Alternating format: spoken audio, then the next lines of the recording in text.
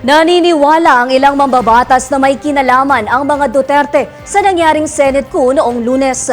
Ang kabuang detalye ng balitang yan ihatid sa atin ni Judea Bernardo mula sa House of Representatives.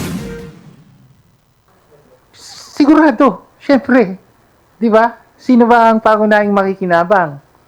No? At deklarado naman yung iba, 'di ba, na ang core nung nagkudita yung Duterte block.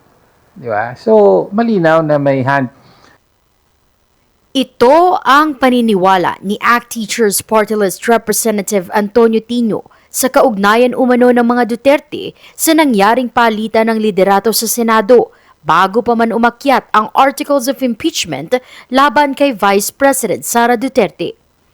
Sa isang press con sa Kamara, kasama ang ilan pang miyembro ng Makabayan Bloc, sinabi ni Tino na kung pagtatagpi-tagpiin daw ang mga pangyayari, malinaw na gumalaw ang kamay ng mga Duterte upang umayon ang sitwasyon sa kanilang kapakinabangan.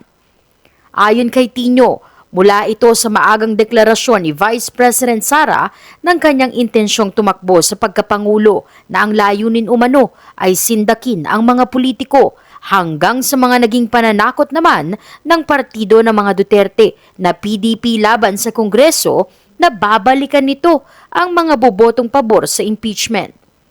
Binigyang diin din ni Tino ang desisyon ni Senator Ronald Bato de la Rosa na biglaang magpakita sa Senado matapos ang 6 na buwan na aniyay indikasyon ng kanyang pagtutol sa impeachment. Kasunod nito, nanawagan ang Makabayan Bloc sa Senado at kay Senate President Alan Peter Cayetano na huwag nang protektahan si Bato. Lalo't sa ngayon ay mayroon na umanong lehitimong arrest warrant laban sa senador mula sa International Criminal Court. Ikinabahala rin ni Representative Sara Ilago ang aniyay proteksyon na ibinibigay ng Senado sa dating PNP chief. Nakakabahala sa atin na ginagamit ang Senado bilang safe house ng isang official na nahaharap sa napakabigat na allegation kaugnay ng malawakang paglabag sa karapatang pantao. Paliwanag naman ni Representative Renel Luis Co, malinaw na nakasaad sa batas na pwedeng magbigay daan ng Pilipinas sa isang international tribunal kung may isinasagawa na itong investigasyon kaugnay ng crimes against humanity. Ang Philippine authorities, isang ongoing investigation ng International Tribunal.